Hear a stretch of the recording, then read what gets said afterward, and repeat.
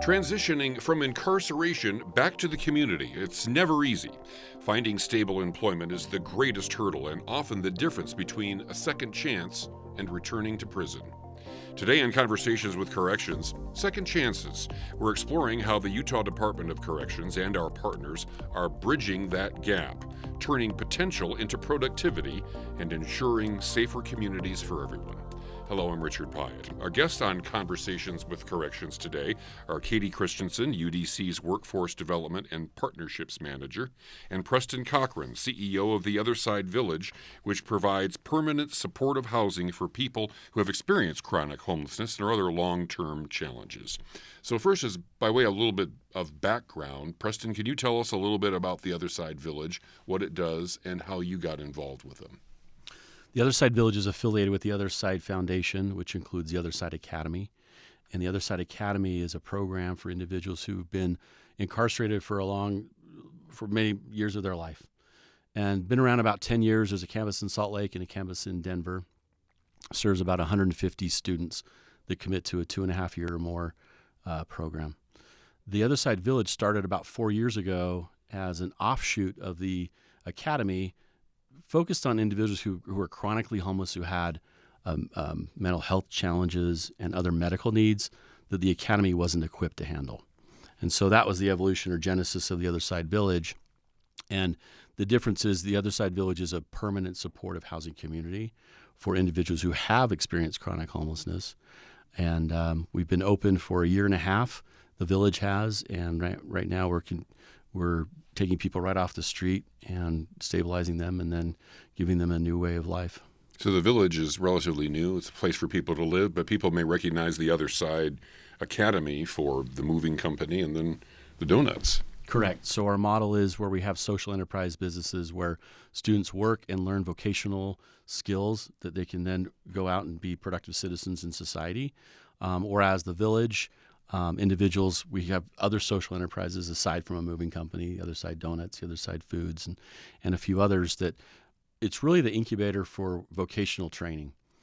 It also provides revenue for operations so that we can be self-sustaining long-term and not have to rely on any sort of taxpayer dollars or state funding. And Katie knows how important this is because you work with the Other Side Village, among others, to help bridge that gap. And describe how you do that here at UDC.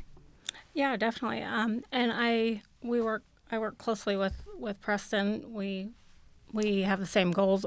They're serving the same population. So I've worked a lot with him. Here at UDC, I'm working to bring in vocational programs for our individuals, anything to help them upon release that will help them get better jobs. And then we're working with several different employers. We're trying to bring them on and change their minds to hiring our individuals that are justice involved and teaching them that they're going to come out and be in your community either way, whether you like it or not. Do you want them breaking into your houses because they don't have employment? Do we want to help them or keep this going and have them recidivate? So it's been great to talk to these employers and kind of see their minds change. It's been very beneficial. So those are some really of the things crucial we're work working. that you're doing because I think this is the key part of UDC's mission today. And Commissioner Garcia can speak to this as a longtime law enforcement person. When you first start out in law enforcement, you're taught various techniques. Arresting people, putting them in jail is one of them. But the other side of it is like, Preston's Academy and Village. The other side of this is what's going to happen next. They're not going to be behind bars forever. What was it like for you to, as you were learning about this aspect of law enforcement, which has been widely sort of overlooked, I think, over the years? Yeah, I think as my career progressed, I found that to be not far more impactful, but equally as impactful to the criminal justice system because we definitely want to prevent people from victimizing others. We want to provide opportunities so people can have success in their lives. And at the end of the day, for the Department of Corrections, we do not want people to come to prison. Unfortunately, that will happen. And so I think this started earlier in my career with Operation Rio Grande. I actually had an opportunity to work with Preston back then. That's where I really started to dive more into this reentry rehabilitation process and actually early intervention. And I think we're so fortunate here at the Department of Corrections to have people like Katie that are working here and working hard on this issue and have amazing partnerships with the Other Side Academy and the Other Side Village, because, amongst other partners, of course, because we need every good resource that's available to help this population. And I love what the Other Side Village is doing, getting upstream in the criminal justice system and helping people to hopefully prevent them from continuing along the wrong pathway and help them to get back on their feet. And then as people reenter from our facilities and out onto probation or parole, we're continuing to find ways to find better opportunities for them and help them to be successful so they don't come back. I think this is such a great topic because I don't think a lot of people realize it. And Katie, my experience with you is that you're so passionate about this and you have such feeling for the people that are involved. What are the challenges that you see them facing that you try to get them to overcome, and the excitement you feel when they finally land that job? Yeah, I think a lot of the problem is that they don't have the confidence, and I think we need to be teaching them the soft skills and teaching them that they are important, and a lot of them just really don't think that they're not enough for these jobs, or that they can only get a Burger King job, and so we're trying to teach them that they can have these careers that will make them money and that they can be successful. So we've started these classes on the outside and on the inside, both for our individuals. We have them being taught at the BHTC Center on the first and third Tuesday of every month. And we have peer support specialists from First Step House that are teaching those classes, and they are employment related as well, but they are teaching them how to talk about their past and be more confident. And also they're doing resume writing and helping them apply for jobs. And then on the inside as well, we have our employment specialist, Ashton Barney, who is teaching those classes 90 days prior to release. And she's teaching those soft skills too. And I think that that's really helping individuals become more confident. The people I've talked to inside of the walls when I was working with UCI, and I would ask them, like, what are you looking for? And they'd be like, anything you can get me for work. And I'd be like, well, no, what do you want to do? What are you passionate about? And they just didn't think that they could get anything. They just thought they have to get the first thing that comes their way. And so I would work with them on those things. So Preston, is it the skills or is it their mindset? Do you think that's the biggest challenge? 'Cause It's both. People that are coming out of incarceration and they probably feel not very good about themselves, but they want to, try to make it. They deserve a go at it. Yeah, I mean, it's mental, there's behavioral, there's physical, there's all sorts of facets that go into that. And prior to joining the Other Side, I was at Valley Behavioral, and we created a program with Salt Lake County and the Salt Lake City Jail as a reentry program where we had staff on the inside as people were being released to connect them with other programs and resources so they just didn't leave empty-handed, walking down the sidewalk thinking, okay, where do I go from here? But when you think about someone that's leaving incarceration, there's housing, there's transportation, there is employment. You've got people going back to the same neighborhoods, the same social circles that they were running with before, navigating systems, reliable and safe transportation, and a lot of it's identity and purpose. And so they're trying to reinvent themselves. And so it really takes a support system of on the outside to help people, integrate back into society. I really feel like there's a personal aspect to this for each person here, the investment that's involved.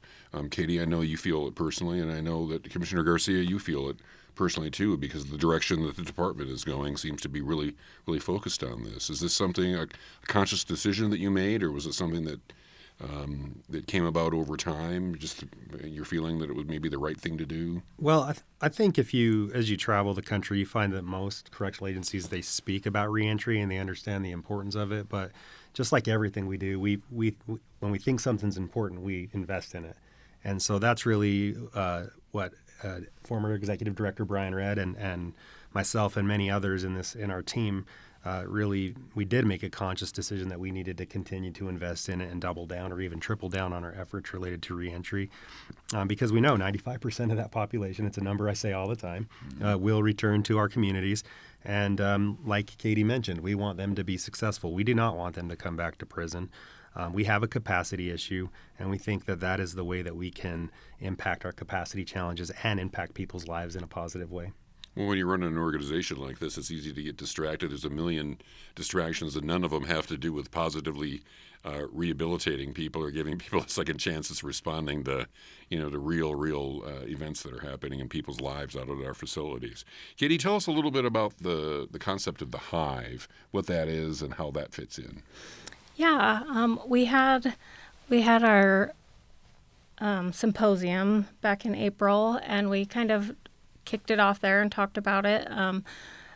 As part of the symposium, we didn't want it to be a one and done thing. We wanted to keep our employers engaged, and that was one thing I kind of thought about, if we can keep them engaged by having a monthly meeting, and it's a multi-agency approach that we're coming with. I have board members. We have somebody from DWS, we have two people from the Chamber of Commerce on our board, AP&P. We have an individual from our bridge team.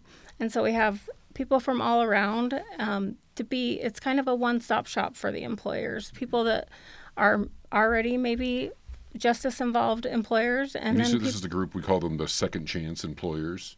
You're people that are dedicated to this.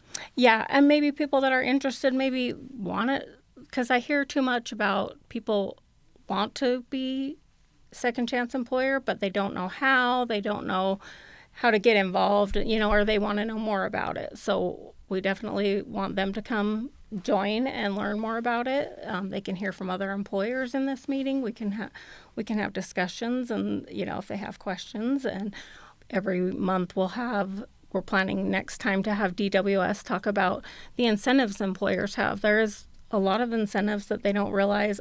Very many, we've come to find out, don't realize that there are so many out there, the bonding incentives. And so we're going to have them to come and do a presentation on that for them. And so it's just opening their eyes and teaching them, and then we can bounce ideas off each other, people that have had bad experiences, good experience, what works, what doesn't work.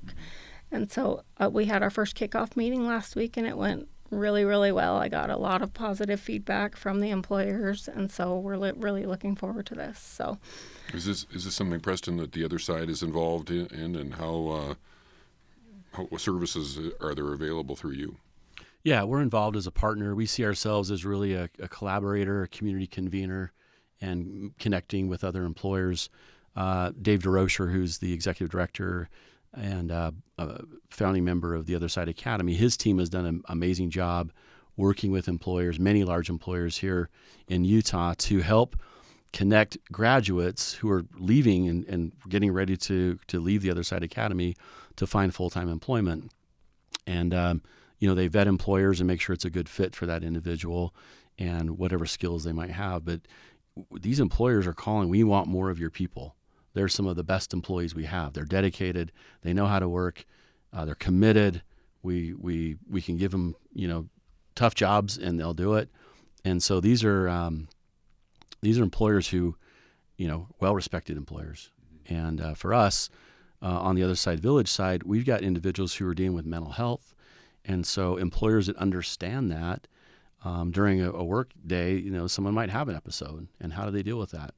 And so making sure that it's a good environment for the individuals that we serve and giving them the skills. In fact, I met with a national bank this morning, and they said, we've just rolled out a second chance employer program that we'd like to talk to you about in terms of training frontline staff to work in financial institution.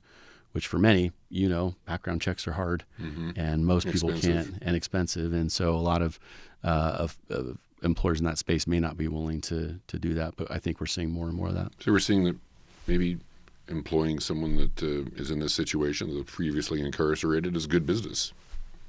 You think? Absolutely, yeah. It's good business, it's good practice, and it creates better public safety outcomes, and that's really what we want. We want the individuals that are within our care to leave and be successful, and we want to prevent victimization. And at the end of the day, again, that creates safer communities for all people in Utah. Yeah, Katie, can you tell if there's any employers that are watching? Is there a way that they can contact us to get involved? Yeah. Also, we have, we have a job fair coming up on July 15th. If any employers would like to participate in that, we have a email that's udcworkforce@utah.gov that anybody can email to get any more information on the Hive if they'd like to join. If you're interested in the career fair or any of that, please email us. Okay. Some of the personal stories that we had the privilege of going out and meeting, a person that had recently been released from prison who was starting a construction job. The person that hired him had previously been incarcerated as well and was trying to pass this down. That story is available on our YouTube channel. If someone wants to link to that, I think it's worth watching. When you're seeing these people, I think, would you all agree that if you're watching these people doing this job and talking to them and watching the look in their eyes when they're realizing, yeah, I got a life ahead of me now. I mean, I'm getting a little emotional just thinking about it because this is real. This is what it's all about. Yes, and we've had 4 more successful hires with that company as well since then. So Yeah, I would add, if you want to be impressed, come see the Other Side Academy, the Other Side Village. Take a tour. Meet some of the staff that are running and operating and managing and leading these businesses that 2, 3, 4 years ago, they were either behind bars or on the street, causing trouble for society, and now they're giving back and paying it forward. Mm-hmm. So if someone wants to get a job at the donut shop, what do they have to do? Do you have to be a baker? If you work in the bakery, that's helpful, yeah. And if you want to work early morning or early morning shift, early like 3 a.m. is what we're talking about. So it's not for everybody, but we try to promote from within for those who are within our community and give them purpose and opportunity. Doesn't mean they have to.